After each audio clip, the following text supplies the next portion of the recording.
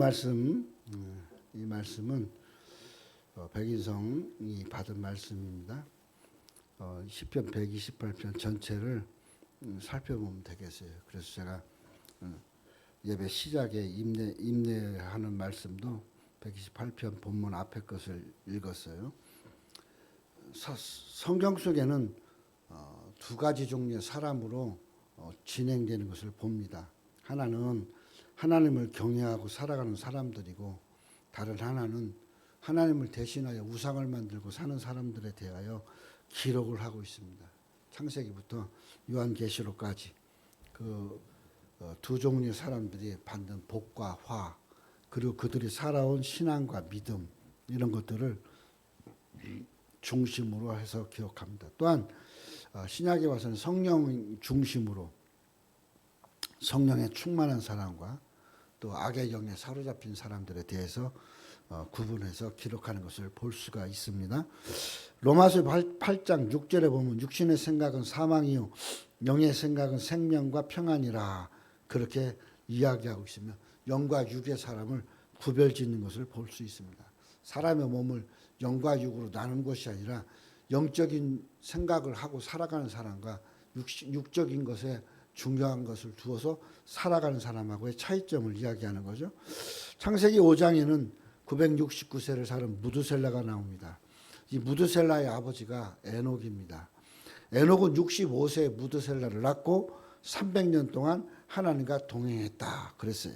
즉 65세가 될 때까지와 300년 하나님과 동행하는 거에 그 구별을 자녀를 낳고 안 낳고에 지금 두고 있어요. 그 이유는 그가 65세까지 살아왔던 신앙의 과정과 그 이후에 하나님을 의지하는 과정이 차이가 있다는 것이에요.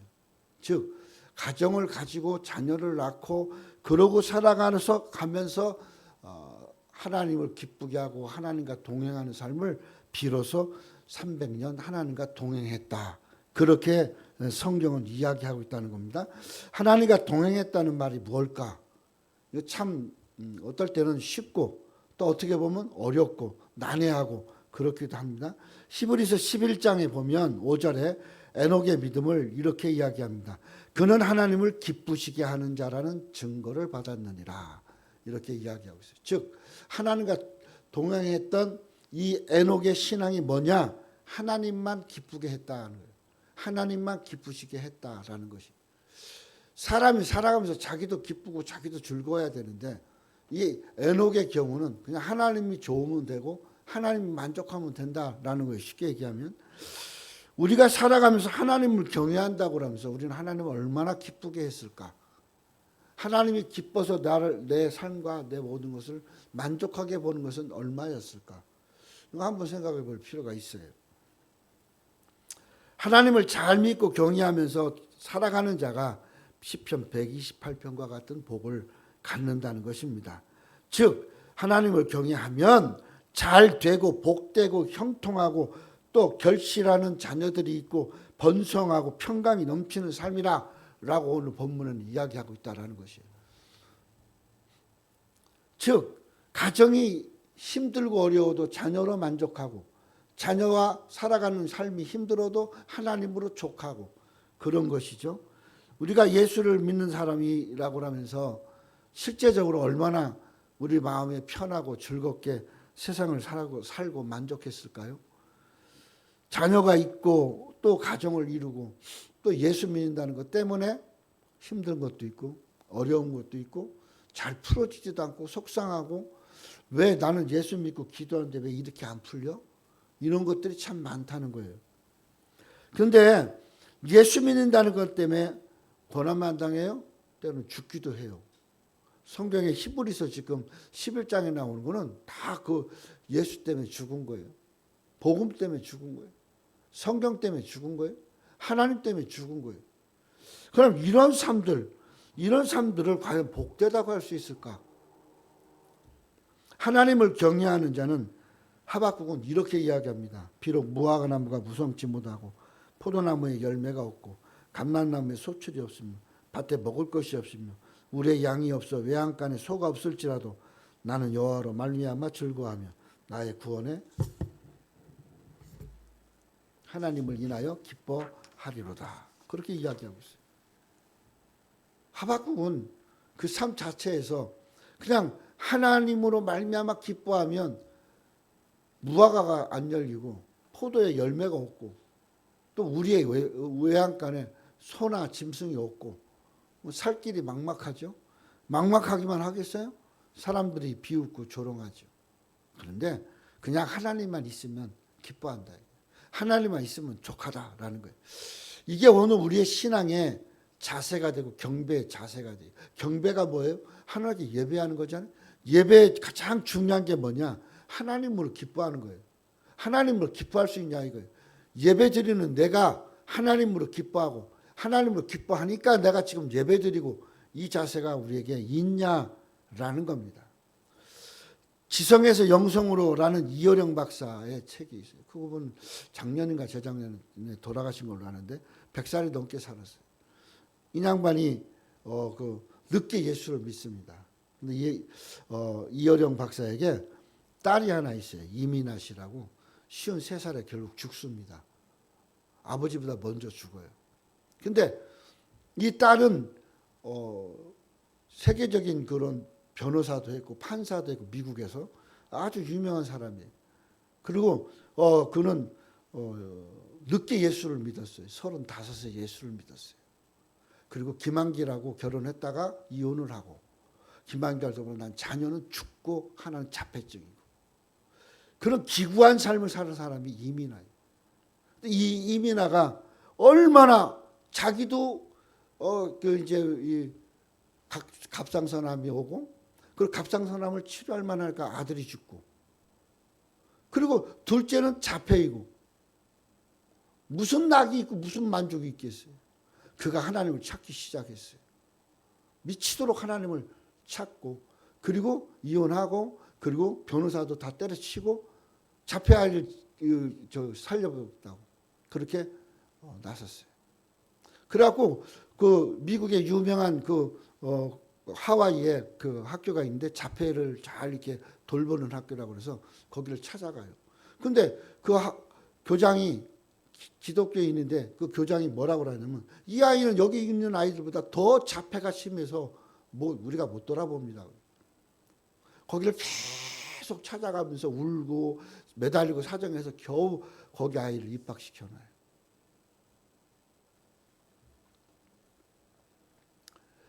평생을 학교에서 공부하고 대학생들 가르치고 또 열심히 문학청년으로 그가 명성을 떨쳤고 우리나라 초대 문화부 장관까지 한 이어령 박사가 자녀를 보니까 자기 딸을 보니까 기가 막힌 거예요. 근데 저기가 위암 말기 판정을 받으면서 눈의 시력을 잃었어요. 눈의 시력을 잃어서 볼 수가 없어요. 그런데 계속 기도하면서 아버지를 전도하는 거예요. 어느 날 이제 이어령 박사가 딸을 보려고 하와이로 갔어요. 근데 갔는데 이 아이가 어느 날 같이 밥 먹고 있는데 눈이 안 보여서 막 더듬더듬 하던 아이가 어느 날인가는 눈이 보이기 시작하는 거예요. 그러니까 이 딸이 그러는 거야. 하나님이 나의 눈을 치료해 주셨다고. 예수도 믿지 않은 냉철한 이 문학가가 기가 막힌 거예요. 무슨 하나님이 이렇게 역사하나. 그러면서 이렇게 이야기를 했다고 그래요. 딸이 잃어버렸던 시력을 되찾은 것이 기적이 아니라 우리가 늘 아름다운 세상을 이처럼 밝게 보고 살아왔던 것이 기적이다. 즉 무슨 말이냐. 지금 딸이 눈에 시력을 잃어서 눈을 뜬 것이 기적이 아니라 눈을 떠서 볼 수 있는 세상을 늘 보고 살았던 이어령 박사의 삶이 기적이었다는 거예요. 그러고 그가 예수를 믿기 시작합니다. 오늘 우리의 삶이 어떻다고 생각합니까? 우리는 얼마나 기구하게 살았습니까? 또 우리는 얼마나 행복하다고 생각합니까? 이어령 박사처럼 이런 기구한 삶은 안 살았을까요? 이어령 박사가 이 딸내미 눈을 치료하려고 서울로 데리고 와서 안과를 갔더니 눈이 이제 시력이 돌아온 거예요. 시력이 돌아오니까 이 딸이 그랬대요. 아니 어떻게 이렇게 갑자기 눈이 이렇게 회복이 될 수 있는가? 그랬더니 이 의사가 한국 의사가 그렇게 얘기하더랍니다. 눈은 원래 전혀 이상이 없는데 혹시 미국에서 의사가 눈 괜찮어 한 말을 영어를 몰라서 잘못 들은 거 아니에요? 그렇게 농담을 했다고 할 정도로. 순리를 따라서 눈이 치료가 된 놀라운 그거죠. 그러면서 그가 2008년에 신앙을 고백하고 그러고 그가 성경을 배우기 시작하면서 하용조 목사에게 세례를 받고 그리고 비로소 예수 믿는 사람이 됩니다. 그리고 늘 그가 하는 얘기가 그거예요. 아까 얘기한 것처럼. 나는 내 딸이 다시 보게 되었다든지 암에서 고침을 받았다든지 내 외손자의 자폐증이 좋아졌다는 것을 기적으로 여기지 않습니다. 우리의 기적 중에 기적은 우리 예수 그리스도를 믿는 그 부활과 영생을 믿는 그 선물을 주신 것이 기적입니다. 이게 이효령 박사의 고백이에요. 오늘 우리는 어떻습니까? 우리는 어때요? 외로워요? 힘들어요? 괴로워요? 이 이민하신 만큼 괴로운 사람 있어요? 그리고 조금 이제 말년에 괜찮아진가 했더니 죽었어요. 위암 말기로. 우리가 살아가면서 우리 삶은 어떤 판정을 하느냐가 중요한 것이 아니라 하나님이 우리를 보시면서 어떻게 보시느냐가 더 중요할 거예요. 하나님이 우리를 보시면서 어떻게 보시느냐. 우리가 살아가는 삶 속에서 결혼이 참 중요하고 가정을 갖는 것 중요합니다. 근데 그보다 더 중요한 것은 내가 예수를 믿고 구원의 확신을 가진 내가 예수 믿고 구원 얻은 사람을 만나서 그로 하나님의 일을 함께 도모하면서 기뻐하고 즐거워하고 사는 것을 하나님 더 기쁘게 보실 겁니다. 독신도 중요합니다. 그래서 바울은 독신을 은사라 그렇게 표현하기도 합니다. 그러나 독신보다 더 중요한 것은 가정을 갖고 예수 믿고 살며 예수와 동행하는 삶을 사는 것이 더 중요하다라는 거죠. 그러므로 성경은 이렇게 이야기합니다. 하나님을 경외하며 사는 것이 가장 아름다운 가정이다. 이렇게 성경은 이야기하고 있고 오늘 본문 이 시편 128편도 그렇게 이야기하고 있다라는 것이.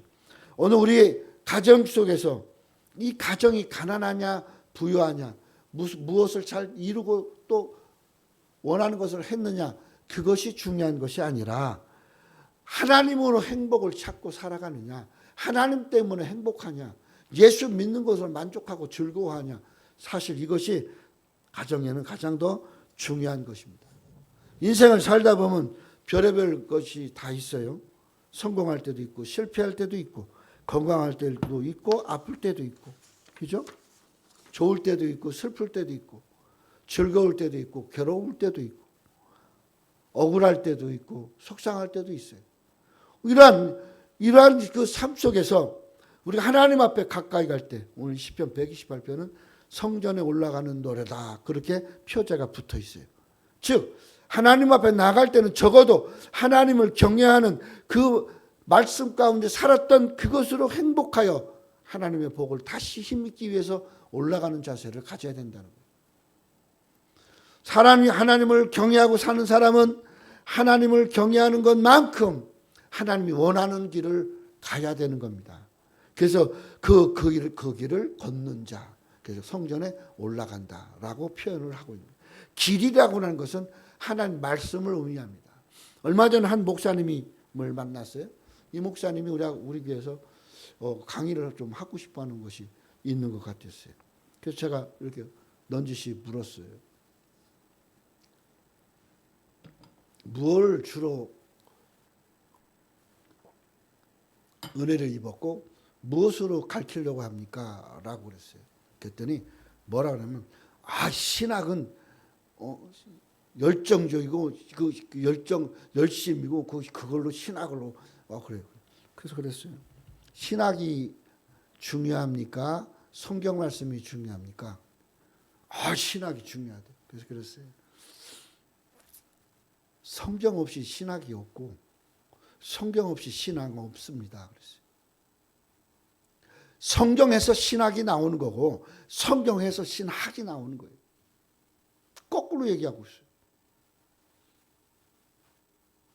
그래서 그랬어요. 웃으면서 그랬어요. 아직은 좀 더 좀 공부 좀 하세요. 그랬어요. 성경은 생명이고 성경은 예수님 자체이고 성경은 길이에요. 예수 믿는 길을 버리고 예수님을 버리고 학문해서 뭐 할 거예요? 그 학문이 무슨 가치가 있고 그게 무슨 생명력이 있어요? 신학, 하나님을 공부하는 거예요. 하나님을 공부하는데 성경 없이 어떻게 하나님을 공부해? 산에 가서 도 닦아요? 아니라는 거예요. 시편 119편에는 이렇게 이야기합니다. 여호와의 증거를 지키고 전심으로 여호와를 구하는 자는 복이 있도다. 참으로 그들은 불의히 행하지 아니하고 주의 도를 행하는도다. 그랬어요. 시편 119편 2절 3절. 하나님의 말씀의 도를 따라가야 돼요. 하나님의 말씀으로 우리가 살아야 돼요. 조직신앙 또 칼빈의 기독교 강요 다 어디서 나왔어요? 성경에서 나왔어요. 성경에서. 사람이 무엇으로 심든지 그대로 거둔다. 그렇게 갈라디아에서는 이야기하고 있잖아요. 무엇으로 심든지. 우리 무엇으로 심겠어요? 학문으로 심어요? 말씀으로 심어야 돼요. 그래서 말씀을 성경에 씨라고 이야기하는 거예요. 씨. 우리나라의 들기름이 아주 유명합니다. 일본에서.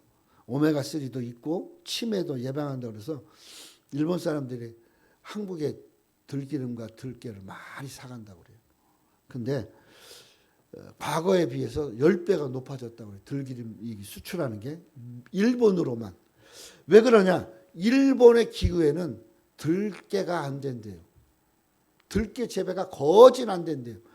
우리나라는 들깨가 가장 잘 되는 기후예요. 그러니까 그 사람들이 돈을 들여서라도 우리나라 들깨를 사가요. 그리고 그게 고소하고 맛있어서 밥도 비벼 먹고 그러잖아요. 심은 만큼 거둬요. 30배, 60배, 100배도 심은 만큼 거두는 거예요. 2010년도에 우리나라에 서울에서 G20 정상회담 한 적이 있어요. 미국의 오바마 대통령이었는데 그가 한국 기자단들에게 질문 좀 해보셔야 돼요. 한국 기자단들이 질문을 못하고 있는 거예요. 그러고 있는데 중국의 CC방 TV 방송사 루이 청강이라는 사람이 질문을 하기 시작해요. 우리나라 질문은 없어요. 질문하는데 안 하니까 중국으로 넘어간 거예요. 중국이 질문을 하니까. 참 바보 같은 기자들이죠. 그 기자들이 요즘 이상한 소리들을 하고 살아요. 왜냐? 우리나라는 어렸을 때 공부하고 오면 공부하러 가면 학교 가면 꼭 그래요. 오늘 떠들지 말고 선생님 말씀 잘 들어. 돌아오면 떠들지 않고 선생님 말씀 잘 들었어? 유태인들은 그렇게 이야기합니다. 학교에 가서 뭐 질문했어? 선생님은 뭐라고 대답했어? 우리나라하고 틀리죠? 미국의 강의 시간에는 대부분 질문과 토론을 잘하는데 미국에 한번 어떤 우리나라에 있는 그 목사님이 학생으로 다녔을 때 그 수업 시간에 한 학생이 수업을 시작하고 이제 강의를 시작하려고 하는데 선생님 질문 있습니다 하고 질문을 했어요. 그 질문을 가지고 1시간 내내 이 교수님은 답변만 했어요. 진행이 안 된 거예요. 그러니까 막 화를 내야 되지 않아요? 그런데 그냥 교수님은 그렇게 해요. 내 준비한 강의 내용보다 이 내용이 더 좋습니다. 그러고 갔어요. 그게 미국의 학습 방법이죠. 우리나라는 강의에 충실해야 돼. 강의 내용대로 다 해야 돼. 그리고 강의 듣는 사람 듣고 그냥 가야 돼. 강의 내용에서 질문하고 끝이에요. 그게 생각의 차이죠. 신앙도 마찬가지예요. 그냥 내가 열심히 봉사하고 애쓰는 그것을 하나님의 도라고 생각하면 그렇게 해요. 근데 하나님 말씀 듣고 믿음으로 행하는 것이 도다 생각하면 그렇게 하나님께 순종하고 산다는 거예요. 우리 신앙이 우리의 신앙이 하나님을 경외하는 신앙으로 가야 돼요. 그냥 이렇게 질문 대답하듯이 이렇게 그렇게 얽매이는 신앙이 아니라 하나님을 알고 가는 신앙이 돼야 돼요. 하나님을 알고 믿어야 돼요. 그러니까 하나님을 알고 성경을 확실하게 알고 바탕이 되면 그 바탕 위에는 신학이라는 게 맞아요. 신학이 중요하다는 게 맞아요. 그런데 그게 아니잖아요. 왜냐? 신학과 이 말씀은 말씀 위에 신앙이에요. 말씀이 기초가 되고 말씀이 신앙의 중심이 되고 신학의 중심이 되는 거예요. 그러니까 말씀을 제외하고 신학 공부는 있을 수 없어요. 왜? 이단도 불교도 다 신학 공부하니까 신 공부하잖아요. 걔들 뒀다는 게 뭐예요? 신학이에요. 걔들 신학. 불교에 가도 신학이에요. 원불교 가도 신학이에요. 자기네 신을 공부하는 거예요. 근데 우리는 신학이 아니에요. 하나님을 공부하는 거예요. 그러니까 당연히 하나님 말씀이 중심이 돼야 되고 하나님 말씀이 중요하다는 거예요. 시편 1편에 뭐라고 그래요? 복 있는 사람은 악인의 길을 쫓지 아니하며 복 있는 사람으로 시작합니다. 죄인의 길에 서지 아니하고 오만한 자들의 자리에 앉지 아니하고 오직 여호와의 율법을 즐거워하고 그 율법을 주야로 묵상하는 자로다. 이것이 바로 뭐예요? 의로운 자, 복 있는 자의 자세라는 거예요. 하나님 말씀을 즐겁게 여기고 하나님 말씀을 묵상하고 그 다음에 뭐라고 그래요? 시냇가에 심은 나무를 이야기하고 있어요. 시냇가에 심은 나무. 시냇가에 심은 나무는 의도적으로 갖다 심는 거예요. 이거는 다른 밭에 있거나 다른 데 있는데 내가 괜찮다고 여기서 주인이 가져다가 냇가 옆에 호숫가 옆에 심어 놓는 거예요. 그러니까 하나님이 우리를 볼 때 여기 괜찮네. 이 백목사 괜찮아. 이거 잘 키우면 괜찮겠어? 해서 말씀의 호숫가에다 이렇게 놓는 거예요. 심어놨어요. 그러니까 말씀의 공급을 받으면 하나님을 경외하는 자로서 하나님을 기쁘게 하는 자로서 푸르른 잎을 내는 그런 나무가 된다는 거죠. 그러면 하나님을 경외하는 자는 하나님 은혜 가운데서 복을 받고 산다는 거죠. 오늘 본문에도 여호와를 경외하며 그 길을 걷는 자마다 복이 있다라고 이야기하고 있어요. 1절에 그렇게 얘기합니다. 여호와를 경외하며 그의 길을 걷는 자마다 복이 있도다. 즉 결국은 하나님을 믿음으로 경외하고 그 하나님의 말씀의 길을 따라가는 자가 복되고 하나님이 복을 주신다라는 거죠. 사도행전 10장에 가면 가이사라의 백부장 고넬료가 나옵니다. 이 고넬료는 의인이라고 기록을 하고 있어요. 의로운 자라고. 군대 장관으로서 그가 일정한 봉급을 받고 사는 그가 그 봉급의 일부를 구제하고 또 이스라엘 백성들을 돌보고 그런 일들을 했어요. 그러니까 베드로에게 자기 백부장을 소개하면서 뭐라고 하느냐. 우리 주인 고넬료는 의인이고 하나님을 경외하는 사람이고 유대 지방에 있는 유대 출신인 족속들을 잘 돌보는 칭찬받는 사람입니다. 그렇게 얘기했어요. 두 개. 베드로에게. 이 정도면 그는 객관적으로 볼 때도 경외하고 하나님을 의지하고 나눌 줄 알고 그리고 하나님의 사람들을 유대 지방 사람들을 돌보는 거예요. 자기 백성들처럼. 오늘 우리는 어떤 사람이 이런 칭찬 받을 수 있어요? 아무개 보니까 괜찮어. 아무개 보니까 나도 예수 믿고 싶어. 아무개 보니까 말이야. 이 사람은 돌볼 줄 알아. 이거 얼마나 귀한 복이. 내가 내 손이 수고한 대로 먹을 것이라 내가 복되고 형통하리라. 여호와를 경외하는 자를 향하여 그렇게 이야기를 하고 있습니다. 2절에. 오늘 우리가 일찍 일어나고 늦게 눕기도 하잖아요. 근데 일찍 일어나고 늦게 누우는 게 뭐예요? 노동하는 거예요. 노동. 그죠? 우리 직장 다니고 뭐 밭에서 일하고 그런 것들을 이야기하는 거예요. 그렇게 하고 이제 누워서 이제 쉬는 거죠. 이런 모든 것들. 그리고 또 다시 일하기 위해서 밥을 먹고 자기 위해서 밥 먹고 그러한 것들이 헛될 수 있다는 것이죠. 왜? 1절과 2절처럼 살지 못하면 헛된 거라. 1절과 2절처럼 살면 그것조차도 복되다. 그렇게 형통한다라고 이야기를 하고 있는 겁니다.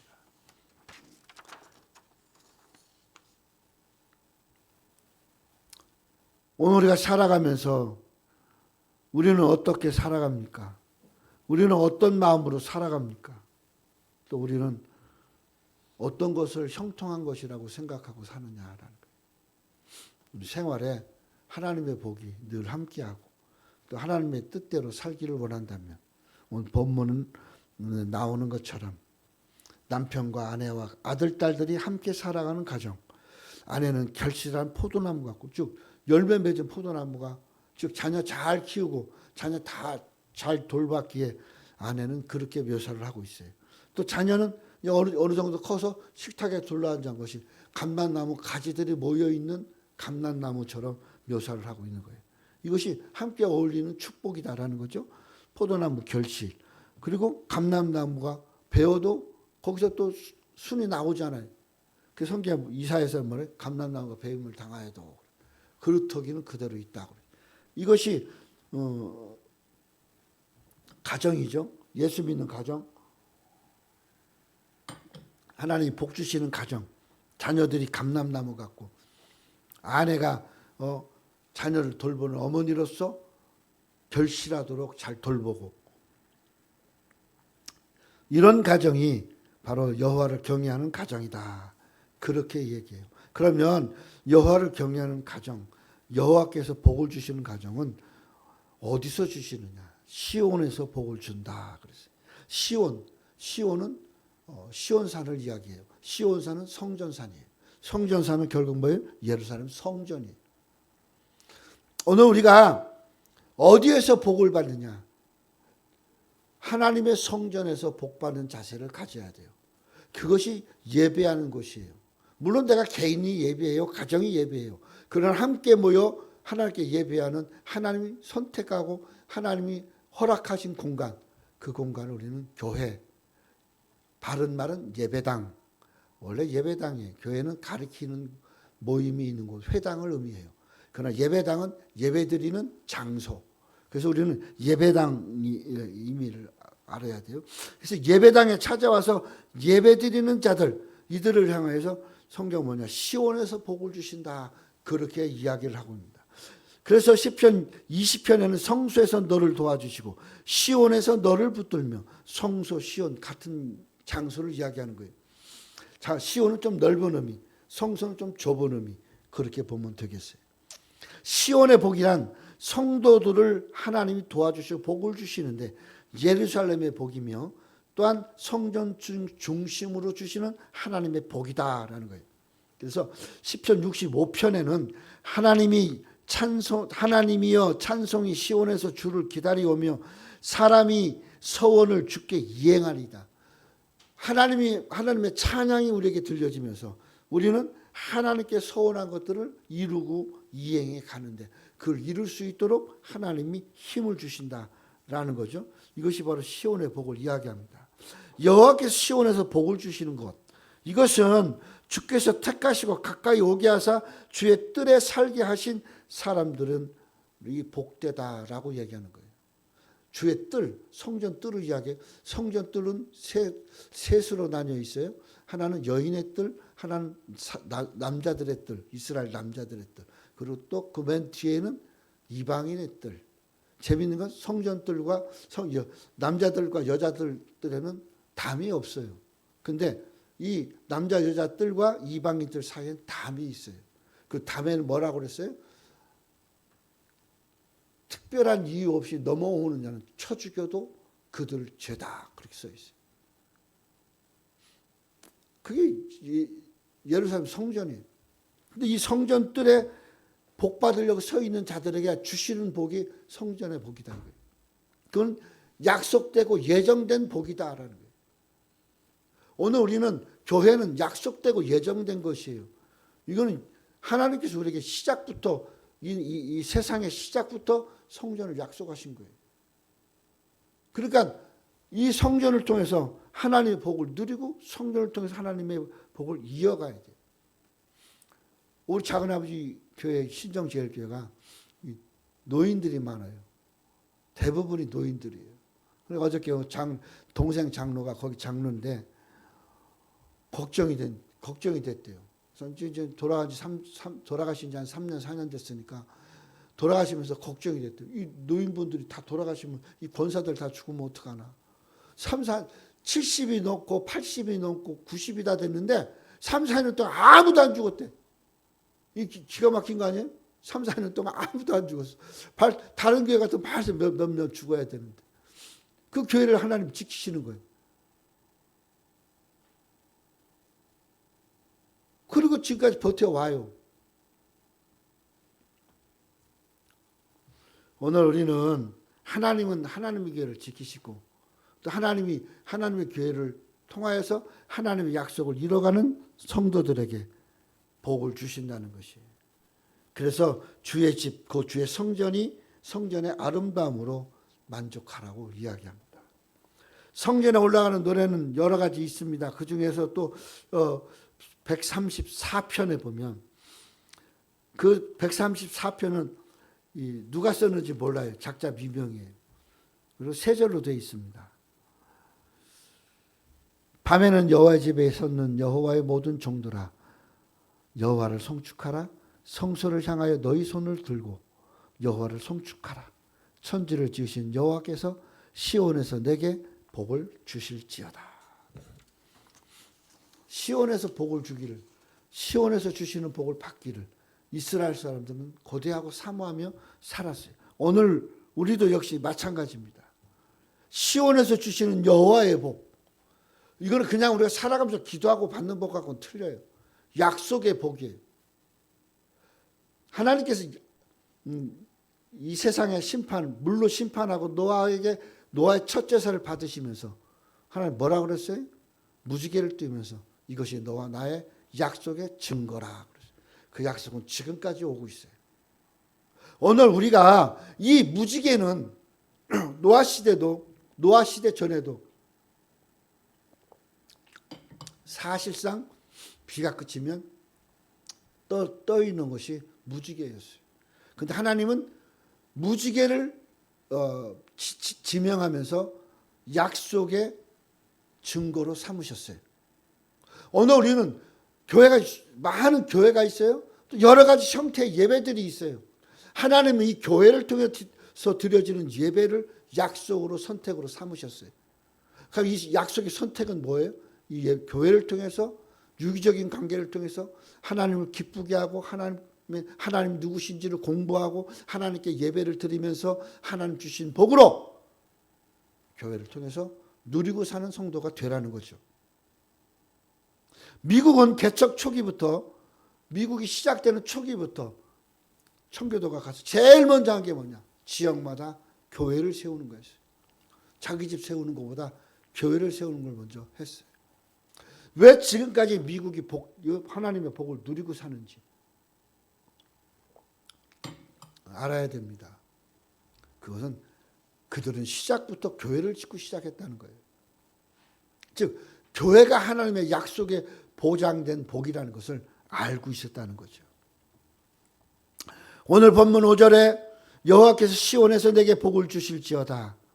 너는 평생에 예루살렘의 번영을 보며 교회가 잘 되는 것을 보고 살 수 있어야 된다는 거죠. 그리고 6절에는 내 자식의 자식을 볼 거다. 자자손손 누리는 복이라는 거죠. 우리나라에는 그런 얘기가 있어요. 집안에서 담장 밖으로 다듬이 방망이 소리와 아기 우는 소리가 있어야 되고 남자는 글 읽는 소리가 있어야 된다. 이게 가정이잖아요. 아버지는 글을 읽어야 되고 그리고 아기는 울어야 되고 그리고 부인은 다듬이 방망이로 옷을 손질하고 가정 얘기하는 거예요. 아까 읽었던 거랑 똑같잖아요. 오늘 본문이랑 똑같잖아요. 자식의 자식을 보고 감리교의 시작인 요한 웨슬러 그리고 찰스 웨슬러라는 두 형제가 있어요. 영국에.